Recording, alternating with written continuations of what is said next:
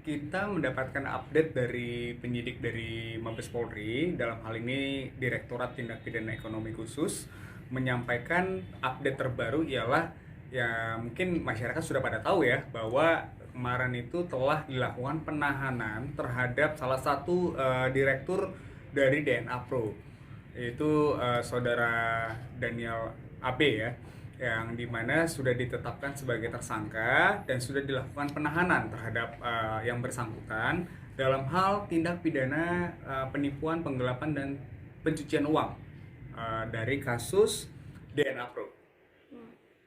Sejauh ini mungkin udah berapa?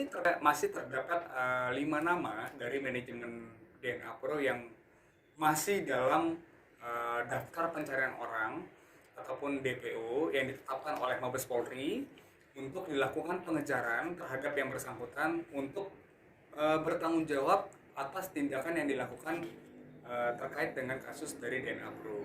Sejauh ini sih sudah ditetapkan sebanyak kurang lebih sekitar 8 tersangka yang dilakukan ataupun ditetapkan sebagai tersangka. Seperti itu. Mungkin saya akan sedikit jelaskan bahwa orang-orang ataupun nama-nama yang sudah ditetapkan sebagai tersangka tersebut ditetapkan sebagai tersangka sebagai yang pertama sebagai manajemen dari DNA Pro tersendiri, DNA Pro Academy, kemudian yang kedua sebagai founder, dan yang ketiga sebagai top leader, yang dimana para tersangka ini diduga, ini baru dugaan ya, diduga terlibat dalam kasus dari DNA Pro ataupun konsep dari scam apa namanya, skema Ponzi yang sudah ditetapkan oleh pemerintah sebagai tindakan untuk melakukan proses hukum terhadap yang bersangkutan terkait dengan kasus dari DNA Pro. Terkait dengan harapan dari para korban, kita patut bersyukur dulu. Yang pertama, pemerintah dalam hari ini melalui peraturan dari Mahkamah Agung di bulan Februari tahun 2022 itu sudah dilakukan yang namanya restitusi ataupun pengembalian dana terhadap para korban dari tindak pidana penipuan untuk kasus dari investasi bodong, yang dimana dalam perma tersebut dijelaskan bahwa para korban dapat dikembalikan haknya untuk bisa mendapatkan uang ataupun duit yang mereka telah tanamkan kepada kasus-kasus dari investasi bodong agar dikembalikan.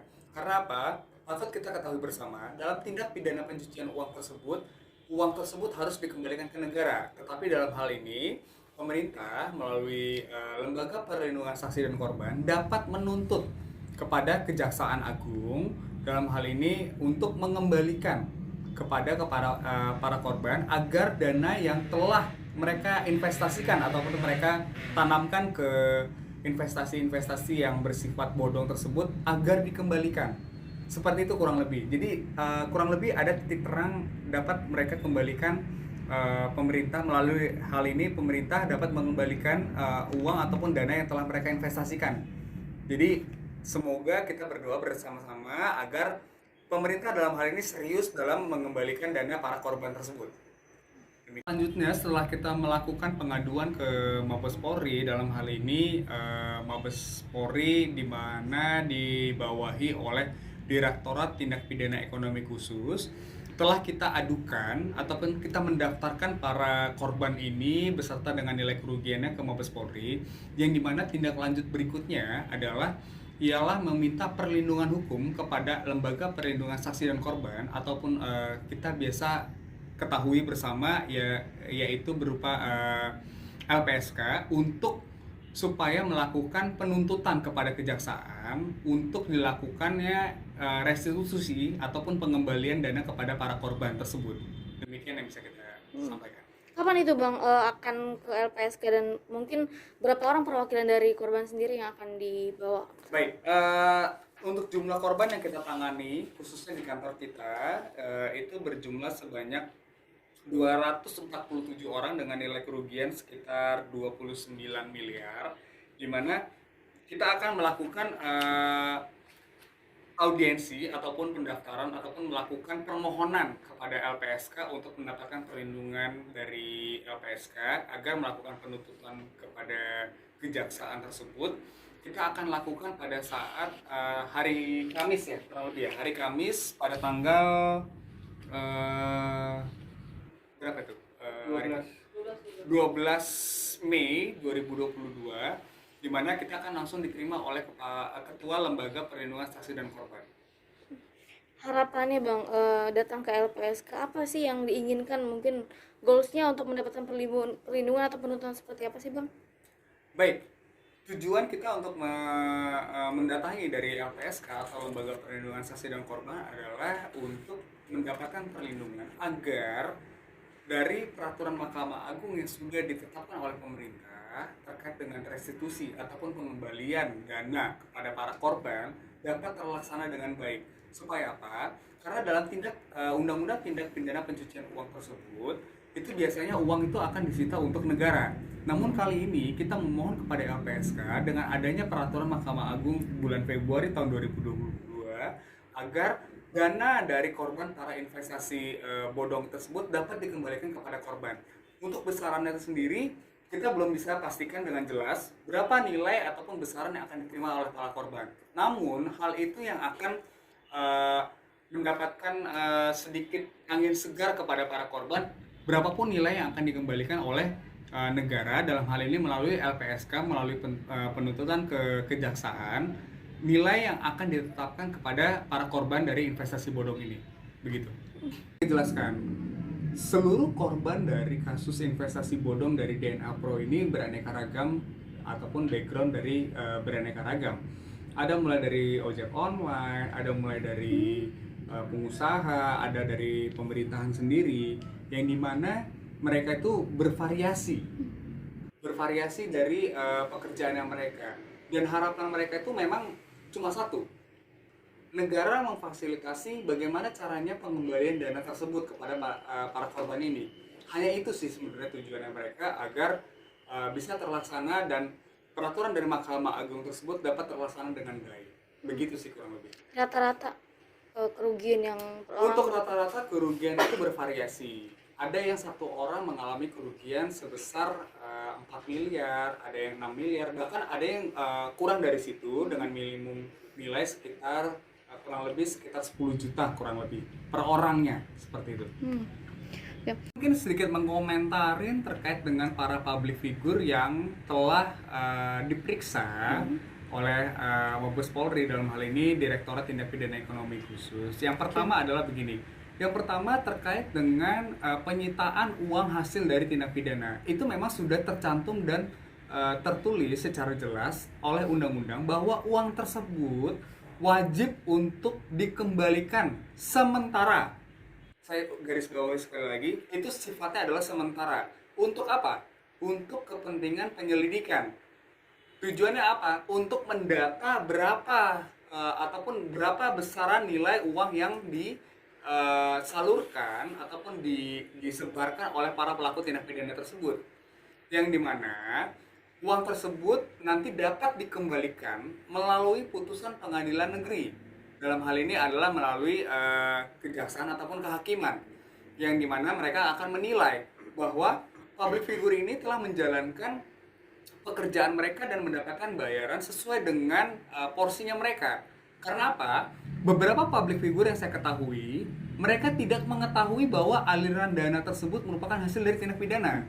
Jadi, saya mungkin sedikit memberikan saran kepada teman-teman public figure bahwa apabila menerima job ataupun pekerjaan dari perusahaan ataupun perorangan yang tidak diketahui sumber dananya, mungkin dapat mencantumkan klausal bahwa uang yang diterima sebagai jasa ataupun pembayaran secara profesional terkait dengan pembayaran mereka untuk mengisi acara, dapat dicantumkan klausal bahwa mereka tidak ataupun melepaskan mereka dari tuntutan segala tuntutan pidana maupun perdata, bahwa mereka tidak mengetahui uang atau melepaskan dari para public figure ini uang hasil dari tindak pidana yang dilakukan oleh perusahaan ataupun perorangan yang telah melakukan penyewaan ataupun mempekerjakan mereka secara profesional. Jadi itu yang merupakan pesan saya kepada teman-teman public figure. Demikian. Perkembangannya setelah kita melakukan pengaduan ataupun pelaporan kepada LPSK, kita akan menunggu hasil penyelidikan yang dilakukan oleh teman-teman penyidik, dalam hal ini Direktorat Tindak Pidana Ekonomi Khusus Mabes Polri, untuk pelimpahan berkas ke kejaksaan, yang dimana prosesnya nanti kejaksaan akan mendapatkan berkas lengkap dari kejaksaan untuk melanjutkan proses tersebut ke pengadilan negeri, yang dimana pengadilan negeri tersebut yang akan melakukan penyidangan terhadap para korban kepada para tersangka tersebut. Demikian. Oke. Ada lagi mau disampaikan nggak bang? Untuk pesan apanya? Kayaknya ngantuk bapaknya ya. 3. Ya, kalau mau saya tambahkan, ini kan memang merupakan tindak pidana ya. Jadi segala sesuatu yang berhubungan ataupun hasil dari sebuah tindak pidana itu akan disita oleh dalam hal ini oleh Mabes Polri untuk untuk barang bukti, dan nantinya akan dilimpahkan ke pengadilan penyitaannya, dan nanti untuk kepentingan penuntutan. Jadi kalau jalan terbaik untuk meminta ganti kerugian terhadap para korban itu adalah melalui LPSK. Tidak ada jalan lain. Kalau ada yang bilang melalui perdata ataupun PKPU, perdata khusus, itu menurut kami kurang tepat ya, karena toh asetnya sudah disita oleh pihak kepolisian dan nanti akan disita oleh negara. Karena seperti yang tadi Pak Sadrak bilang, untuk TPPU itu uang hasil kejahatan ataupun yang terkait dengan kejahatan itu akan disita untuk negara. Jadi jalan satu-satunya dan yang terbaik itu adalah melalui LPSK. Tidak perlu lagi ada jalan-jalan lain. Itu aja dari saya. Baik, kalau mungkin dari saya sedikit tambahan kepada teman-teman advokat ataupun pengacara yang melakukan upaya hukum di luar dari proses yang sudah ditetapkan oleh negara. Saran saya ialah tolong terbuka dan jujur. Apakah melalui proses atau kita ambil contoh melalui mekanisme PKPU. Yang pertama yang perlu saya soroti adalah apakah para kurator ataupun pengurus ataupun pemohon dalam hal ini telah mengetahui jumlah aset ataupun jumlah besaran uang yang mereka miliki, para tersangka yang miliki, itu sudah diketahui dengan jelas. Karena apa? Tidak semuanya mekanisme hukum, apalagi khususnya terutama mekanisme melalui penundaan kewajiban pembayaran utang ataupun PKPU bisa dapat menyelesaikan suatu problem.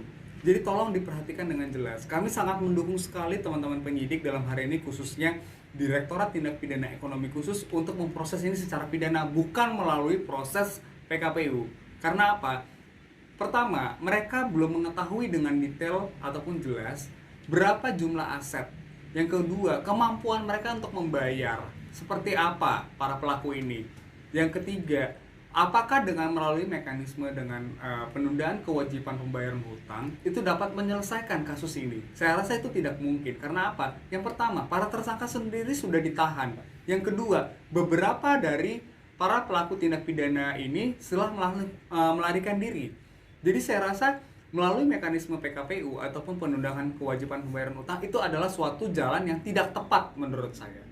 Jadi itu hal yang saya perlu sampaikan kepada para masyarakat agar memahami dan mengerti betul bagaimana cara pemahaman ataupun mekanisme penyelesaian dari perkara ini. Jadi saya rasa teman-teman tolong jangan melakukan kegaduhan kedua kalinya untuk hal yang menurut kami itu tidak akan masuk akal. Seperti itu.